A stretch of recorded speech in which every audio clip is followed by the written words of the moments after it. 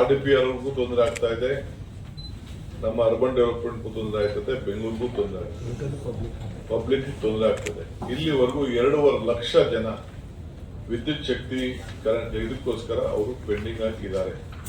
Plan sanction ಮಾಡದೆ building ಅಲ್ಲಿ ಕಟ್ಕೊಬಿಟ್ಟಿದ್ದಾರೆ, ಹಳ್ಳಿಗಳಲ್ಲೂ ಕಟ್ಕೊಬಿಟ್ಟಿದ್ದಾರೆ. ಇದೇನ್ ಮಾಡಬೇಕು ಅಂತೇಳಿ. ಸೊ ನಾನು ಕಾನೂನು ತಜ್ಞರ ಹತ್ರ ಕೂಡ ನಾನು ಇದ್ರ ಬಗ್ಗೆ ಮಾತಾಡಿದ್ದೇನೆ, ಅವ್ರಿಗೂ ಮಾತಾಡ್ತಾ ಇದ್ದೀನಿ. ಅವ್ರಿಗೂ ಕೂಡ ನೀವು ಸಲಹೆ ಕೊಡಬೇಕು, ಯಾವ ರೀತಿ ಸಾರ್ವಜನಿಕರಿಗೆ ಸಹಾಯ ಮಾಡಬೇಕು ಅಂತ. ನಾನು ಮೇಜರ್ ರಿಕ್ವೆಸ್ಟ್ ಮಾಡೋದು, ದಯವಿಟ್ಟು ಪ್ರಾರ್ಥನೆ ಮಾಡ್ತಾ ಇದ್ದೀನಿ ರಾಜ್ಯದ ಜನತೆಗೆ, ಪ್ಲಾನ್ ಸ್ಯಾಂಕ್ಷನ್ ಇಲ್ಲದೆ ಯಾರು ಮನೆ ಕಟ್ಕೊಳಕ್ ಹೋಗ್ಬೇಡಿ.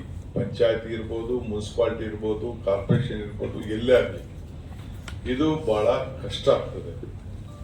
ಏಕೆಂದ್ರೆ ಯಾವ ಅಧಿಕಾರಿಗಳು ನಾನು ಹೇಳಿ, ಮುಖ್ಯಮಂತ್ರಿ ಹೇಳಿ ಯಾರ ಮಾತು ಅವ್ರು ಕೇಳುವುದಿಲ್ಲ. ಅವ್ರೇನು, ಯಾಕೆಂದ್ರೆ ಅವರು ನಮ್ಮ ತಲೆಗೆ ಬರ್ತದೆ ಅಂತೇಳಿ ಎಲ್ಲರ ಮೇಲೂ ನಿರ್ದಾಕ್ಷಿಣ್ಯ ಕ್ರಮ ಕೈಗೊಳ್ಬೇಕು ಅಂತೇಳಿ ಸುಪ್ರೀಂ ಕೋರ್ಟ್ ಈಗಾಗಲೇ ನಿರ್ದೇಶನ ಕೊಟ್ಟಿದೆ. ನಾವು ಆತಂಕ ಬೀಳ್ತಾರೆ ಅಂತೇಳಿ ನಾನು ಯಾರಿಗೂ ಅದನ್ನ ಪಬ್ಲಿಸಿಟಿ ಮಾಡಕ್ ಹೋದೆ. ಈಗಾಗಲೇ ಕೆಲವರಿಗೆಲ್ಲ ಸುಮಾರು ನನ್ನ ಹತ್ರ ಕಾಂಟ್ರಾಕ್ಟರ್ ಅಸೋಸಿಯೇಷನ್ ಎಲ್ಲ ಕಾಂಟ್ರಾಕ್ಟರ್ಗಳು ಬಂದು ನನಗೆ ಭೇಟಿ ಮಾಡಿದ್ರು. ಆಮೇಲೆ ಶಾಸಕರು ಕೂಡ ಎಲ್ಲ ಬಂದು, ನಮ್ಮ ಪಾರ್ಟಿ ಶಾಸಕರು, ಮಂತ್ರಿಗಳು ಎಲ್ಲರೂ ಕೂಡ ಆತಂಕ ಇದ್ದಾರೆ. ಚೀಫ್ ಸೆಕ್ರೆಟರಿ ಕೂಡ ಈಗಾಗಲೇ ಒಂದು ಮೀಟಿಂಗ್ ಕೂಡ ಮಾಡಿದ್ದಾರೆ. ಅವರು ಏನು ತೀರ್ಮಾನ ಮಾಡಕ್ ಆಗ್ತಾ ಇಲ್ಲ. ಸೊ ನಮ್ಮ ಪವರ್ ಮಿನಿಸ್ಟರ್ ಕೂಡ ಅವ್ರಿಗೂ ಪ್ರೆಷರ್ ಇರ್ತಾ ಇದೆ, ಅವರು ನನ್ನ ಮೇಲೆ ಜವಾಬ್ದಾರಿ ಹಾಕ್ಬಿಟ್ಟಿದ್ದಾರೆ. ಸೊ ಇದು ನಂದು ಒಂದೇ ಅಲ್ಲ, ಎಲ್ಲರದ್ದು ಸೇರ್ಬೇಕಾದಂಥದ್ದು. ಸೊ ಈಗಾಗಲೇ ಮೊನ್ನೆ ಒಂದು ಮೀಟಿಂಗ್ ಮಾಡಿದ್ದೀನಿ, ಒಂದು 3-4 ಆಪ್ಷನ್ಸ್ ವರ್ಕೌಟ್ ಮಾಡ್ತಾ ಇದ್ದೀನಿ. ಏನ್ ಮಾಡ್ಬೋದು, ಯಾವ ರೀತಿ. ಯಾಕೆಂದ್ರೆ ನಾಳೆ ಬೆಳಿಗ್ಗೆ ಕೋರ್ಟಲ್ಲೂ ಕೂಡ ಅವ್ರ ಮೇಲೆ ತೊಂದರೆ ಆಗಬಾರ್ದು, ಜನಕ್ಕೂ ಅನುಕೂಲ ಆಗಬೇಕು, ಏನ್ ಮಾಡಬಹುದು ಅಂತೇಳಿ ನಾನು ನಮ್ಮ ಆಫೀಸರ್ಸ್ಗೆಲ್ಲ ತಿಳಿಸಿ ಅವರು ಕೂಡ ಸಲಹೆಗಳನ್ನ ಕೊಡ್ಲಿಕ್ಕೆ ರೆಡಿ ಮಾಡ್ತೀನಿ. ಯಾಕೆಂದ್ರೆ ಒಂದು ಏರಿಯಾ ಫಿಕ್ಸ್ ಮಾಡ್ಬೋದು, ಮೂರನೇದು ಒಂದು ಕಟ್ ಆಫ್ ಡೇಟ್ ಕೊಡಕ್ಕಾಗ್ತದ, ಏನಾದ್ರು ಮಾಡಿ ಆಗಿರೋಂಥದ್ಗೆ ಯಾವ ರೀತಿ. ಯಾಕೆಂದ್ರೆ ದುಡ್ಡು ಕಟ್ಸ್ಕೊಂಡ್ಬಿಟ್ಟಿದ್ದಾರೆ, KEBಗೆ ಡೆಪಾಸಿಟ್ ಕಟ್ಸ್ಕೊಂಡ್ಬಿಟ್ಟಿದ್ದಾರೆ.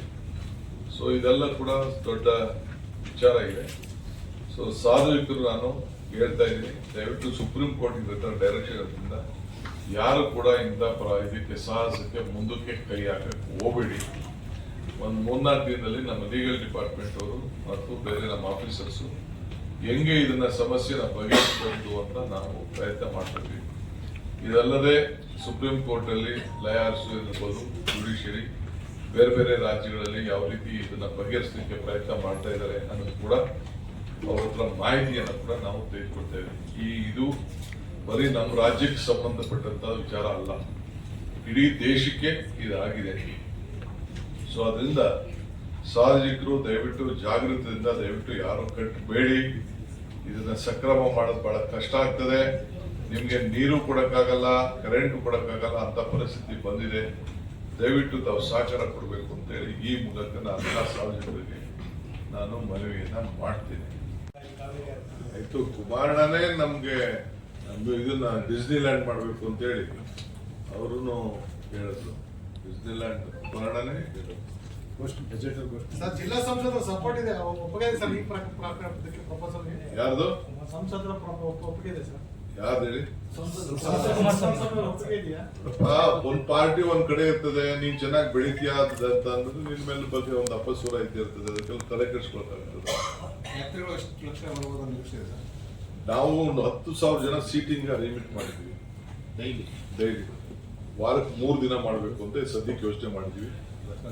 ವಾರಕ್ಕೆ ದಸರಾ 1 ತಿಂಗಳು ಕಂಪ್ಲೀಟ್ ನಡೀತದೆ. ಸೊ ಯಾರು ಬೇಕಾದ್ರೂ ಬರ್ಬೋದು. ಒಂದು ಪಾರ್ಟ್ ಸ್ವಲ್ಪ ಟಿಕೆಟ್ ಇಡ್ತೀವಿ, ಒಂದು ಪಾರ್ಟ್ ಫ್ರೀ ಇಡ್ತೀವಿ. 70% ಫ್ರೀ ಇರ್ತದೆ, ಒಂದು 30% ಸ್ವಲ್ಪ ಟಿಕೆಟ್ ಇರ್ತದೆ.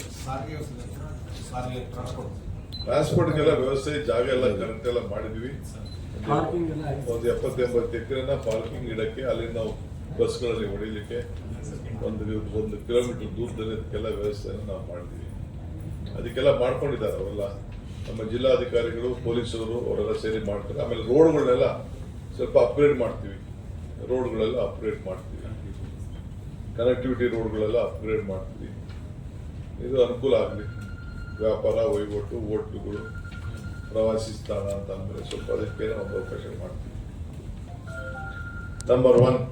2ನೇ ವಿಚಾರ, ತಮ್ಗೆ ಇವತ್ತು ನಾನು ತಿಳಿಸೋದು ಒಂದು ಮೇಜರ್ ವಿಚಾರ. ಇದಾದ್ಮೇಲೆ ಮೀಟಿಂಗ್, ನಿನ್ನೆ ನಾನೊಂದು ಮೀಟಿಂಗ್ ಮಾಡಿದೆ ಮೊನ್ನೆ. ಏನಾಗಿದೆ ಅಂತಂದ್ರೆ ಸುಪ್ರೀಂ ಕೋರ್ಟ್ ಅಲ್ಲಿ ಒಂದು ಜಜ್ಮೆಂಟ್ ಬಂದಿದೆ. ಏನಂದ್ರೆ ಯಾರು ಪ್ಲಾನ್ ಸ್ಯಾಂಕ್ಷನ್ ಇಲ್ಲದೆ, ಆಕ್ಯುಪೆನ್ಸಿ ಸರ್ಟಿಫಿಕೇಟ್ ಇಲ್ಲದೆ ಯಾರಿಗೂ ಕೂಡ ಕರೆಂಟ್ ಕೊಡಬಾರ್ದು, ನೀರು ಕೊಡಬಾರ್ದು.